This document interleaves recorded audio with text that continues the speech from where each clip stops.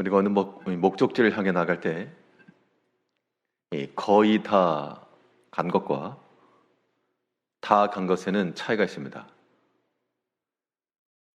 거의 다 왔다라고 했을 때는 조금 더 가야 되는데 그 조금 남은 것이 때로는 굉장히 힘에 부치고 어려울 수 있습니다.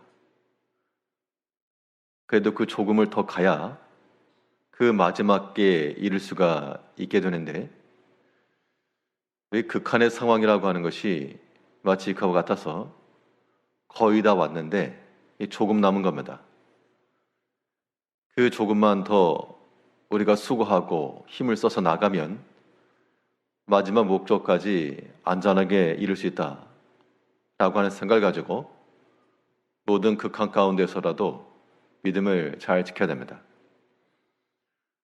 오늘은 특별히 이 본문 말씀을 통해서 이 끊어진 관계 앞에서 이 관계에 있어서의 극한적 상황이 왔을 때 우리 믿음의 성도들은 어떻게 대응하며 또한 어떤 마음을 지녀야 될 것인가? 관계 회복이라고 하는 것은 이 복음의 핵심입니다. 하나님께서 원수 되었던 우리를 그냥 두지 않으시고 그 관계를 회복하기 위해서 그리스도 예수를 십자가에 달고 그 극한에까지 몰아가신 후 우리와 화목하셨습니다. 이제 우리 개개인의 모든 성도들께서 홀로 살 수 없고 다 관계를 맺고 사니까요. 그 관계 속에서 때로는 골이 깊어지고 또한 가까이 하기가 너무나도 버거운 그러한 경우를 가질 때가 있을 겁니다. 그러한 때 우리가 어떠한 자세를 가지고 나갈 것인가? 이도 마찬가지로 우리가 해야 될 것과 하지 말아야 될 것을 잘 구별해서 그것만 잘 지켜줘도 이 모든 관계의 극한의 때는 지혜롭게 벗어날 수가 있을 겁니다. 먼저 이 하지 말아야 될 것은 무엇인가 하면 관계적 어려움과 고난 가운데 있을 때 미워하는 마음을 우리가 버려야 됩니다. 이 관계라고 하는 것이 좋을 때는 문제가 없습니다만 이게 좀 문제가 있다. 혹은 여러 가지 갈등이 있다. 이렇게 되게 되면 점점 마음이 더 멀어질 수 있습니다. 멀어진다라고 하는 것은 좋지 아니한 어떠한 문제가 있기 때문에 그럴 것인데 그것이 하나의 원인이 돼서 우리가 그 사람에 대한 미워하는 마음과 때로는 해하고자 하는 마음을 간다 그러면 그것은 잘못된 겁니다. 하나님께서 우리와의 관계를 원수된 채로 놔두지 않으시고 화목하시고 물론 그러기 위해서 그 십자가의 자리까지 나아가셨는데 우리가 감당할 수 있는 것은 하나님께서 우리가 죄인 되었을 때 사랑하신 것처럼 모든 관계면에 있어서 비록 원수와 같을지라도 우리는 원수와 같이 여기지 아니하고 또한 내가 스스로 그 원수를 갚고자 시도하거나 계획하는 것 이러한 것조차도 우리는 버려야 됩니다. 그럼 왜 그래야 되는가? 내 마음을 상하게 하고 때론 나를 무시하고 나에게 고난과 화를 돋는 사람에 대해서 왜 우리가 같은 마음을 가지고 하지 말아야 되는가? 똑같은 사람이 되기 때문에 그런 겁니다. 어떤 관계면에 있어서 내가 해를 받았다. 근데 우리가 똑같이 대응한다? 그럼 같은 부류의 사람이 되는 것이죠. 그것으로는 해결이 될 수가 없습니다. 비록 내 마음 가운데 아픔이 있고 걸림이 있을지라도 우리는 그 미워하는 마음이라고 하는 것을 그대로 가져가서는 안 되고요. 반드시 그거 십자가에 매 달아야 됩니다. 또한 원수를 갚고자 하는 마음을 내가 가지고 해하려고 하는 마음을 갖게 되면 본인이 더 큰 고통 가운데 빠지니까 그럴 때마다 하나님께 다 맡기셔야 됩니다. 원수 갚는 것이 누구에게 있다 그랬습니까? 원수 갚는 것이 하나님께 있다. 내가 대신 갚으려고 그러면 하나님 자리에 앉으려고 하는 것이죠. 그렇다고 해서 하나님 저 사람 망하게 해주세요 라고 하는 그러한 마음을 갖는 것도 합당치 않으나 모든 관계성 속에서 우리는 하나님께 온전히 다 맡기고요. 진노하심에 맡기라 그랬으니까 하나님이 진노하심에 맡기고 우리가 할 것은 그 사람에 대한 미워하는 마음 이걸 버리셔야 되고 도리어 불쌍히 여기는 마음을 가져야 됩니다. 이것이 그 끊어진 관계 앞에서 우리가 성도들이 취할 바른 자세인 겁니다. 오늘 본문에서 욥은 그가 개인적인 아픔을 당했는데 육체적 고난도 당했고요. 또 모든 물질적 손해도 받고요. 여기에 덧붙여서 그와 함께하던 친구들이 찾아와서 위로를 해준 것이 아니라 도리어 상처에 소금을 붓는 것처럼 더 상한 말을 했습니다. 그들이 말한 게 틀린 말은 아니었지만 그런데 하나님께서 어떻게 말씀하셨는가 하니 7절 말씀에서 여호와께서 욥에게 이 말씀을 하신 후 여호와께서 대만 사람 엘리바스에게 이르시되 내가 너와 네 두 친구에게 노하나니 이는 너희가 나를 가리켜 말한 것이 내 종 욥의 말같이 옳지 못함이니라.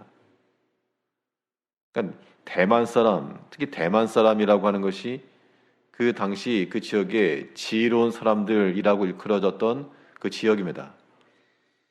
그 사람이 말한 것도 지혜를 따라 말했겠죠. 그런데 하나님께서는 그 욥의 친구들에게 하신 말씀이 내가 너에게 지금 노한다. 욥 스스로가 자기에게 험한 말을 했던 그 사람들에 대해서 스스로 원수를 갚지 않았어도 하나님께서 그들에게 노하시고 하나님께서 그들에게 이러한 말씀을 주신 것을 보면 분명 원수 갚는 것이 또한 하나님께 있습니다. 우리 신앙생활 하다 보면 때로 우리가 의도치 않고 오해를 받거나 여러 가지 박해성의 그런 언사들을 들을 때가 있습니다. 그럴 때 우리 마음이라고 하는 것은 요동할 수 있고 또 분노할 수 있죠. 그럴 때 그런 마음을 가지고 있으면 본인만 괴로운 겁니다. 그럴 때마다 어떻게 하셔야 되는가 하면 하나님께 맡기고 그렇다고 해서 저 사람 망하게 해주세요. 그런 마음은 갖는 합당치 않는 겁니다.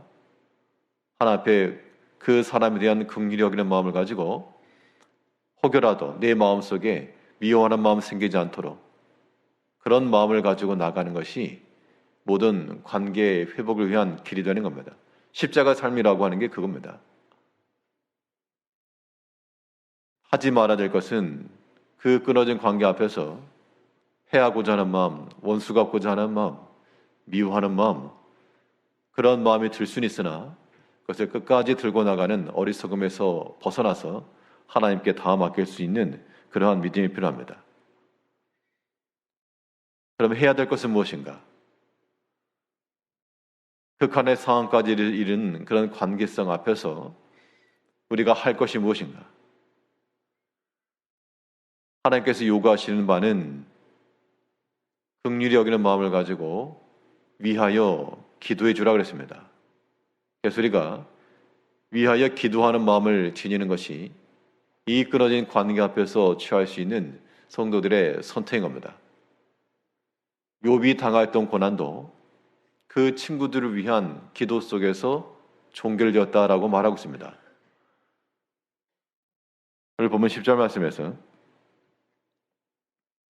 욥이 그의 친구들을 위하여 기도할 때 여호와께서 욥의 곤경을 돌이키시고 여호와께서 욥에게 이전 모든 소유보다 갑절이나 주신지라. 욥의 처한 곤경이라고 하는 것은 상상 이상으로 굉장히 큰 거였습니다. 회복이 가능할까 싶을 정도로 굉장히 큰 것이었지만 그런데 하나님께서 그것을 또한 회복을 시켜주셨다. 근데 그 터닝 포인트가 무엇이었는가? 그 반환점과도 같은 것이 그 마음속에 답답함과 원함과 미워하는 마음과 이를 가는 마음, 그것을 끝까지 가져간 게 아니라 그걸 다 버리고 도리어 그 친구들을 위해서 자기에게 험한 말을 하였고 상함을 주었던 그 친구들을 위해서 기도할 때 여호와께서 그 곤경을 돌이키시고 또한 갑절이나 주셨다. 그러니까 우리가 기도라고 하는 것이 우리의 필요를 채우는 수단으로서만 아니라 또한 하나님의 뜻을 이루는 방식으로서도 우리가 기도하는 것인데, 그 기도의 내용, 그 기도의 대상이 때로는 내 사랑하는 가족이나 내가 원하는 것이나 나와 가까이 있는 것이나 그것만 아니라 지금 이 본문에 있는 것처럼 욥의 친구들을 향하여, 욥이 그 친구들이 했던 말들 곱씹으면 굉장히 불쾌도 하고 도무지 가까이 하고 싶지도 않고 말을 걸고 싶지도 않은 그런 상황일 수 있습니다. 왜냐하면 아직까지 하나님께 욥을 회복시킨 게 아니니까요. 상황 그대로 아무것도 변화도 없는데, 그런데 하나님께서는 욥에게 내 친구들을 위해서 기도해 주어라. 그리고 또한 욥이 그 말씀에 순종하여 그 친구들을 위하여 기도할 때 하나님께서 친구들을 용서하신 것만 아니라 그 욥의 고난을 이제 돌이키셨다는 겁니다. 암흑의 긴 터널을 빠져나온 마지막 순간이 용서와 사랑과 기도에 있는 겁니다. 그러므로 우리 성도들의 마음속에 혹여라도 사람과의 관계성 속에서 깊은 어둠의 터널을 지나고 있다. 관계성 속에서 내가 굉장히 괴롭다. 또 어떤 사람 때문에 내 마음이 좀 뒤틀렸다. 분노가 일어난다. 그럴 때 그 상태를 그대로 있으면 계속 캄캄함 속에 있는 겁니다. 나오시려면 미워하는 마음을 버리셔야 되고요. 절대로 그 형제에 대해서 악한 마음 품지 않아야 됩니다. 왜냐하면 진노하는 것은 하나님의 몫이에요. 하나님의 몫. 하나님께서 우리에게 원하시는 것은 그럴지라도 그들을 위하여 기도해 주어라.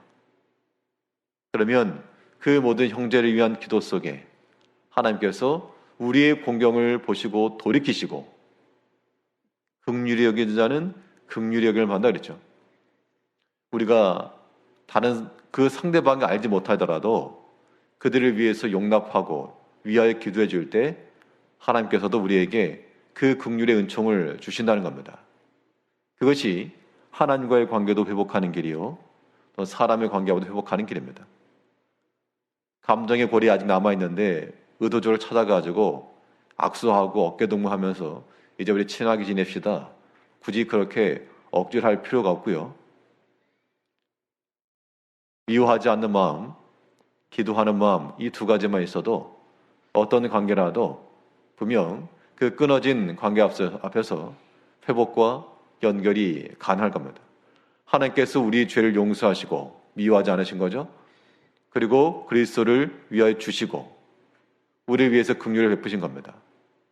이것이 십자가의 은혜로 우리에게 다가왔던 것처럼 이제 우리도 그 십자가의 삶을 살아내기 위해 우리 마음 가운데 있는 여러 가지 관계의 고통과 모든 극한적 상황 앞에서 우리의 마음을 항상 지키시고 또한 그들을 위해서 긍휼히 여기는 마음으로 기도해 주어서 하나님께서 기뻐하시고 모든 고난 가운데서 벗어나며 갑절의 은총 가운데 나갈 수 있는 믿음의 법을 누리시는 성도님들이 되시길 바라겠습니다. 우리 기도하겠습니다.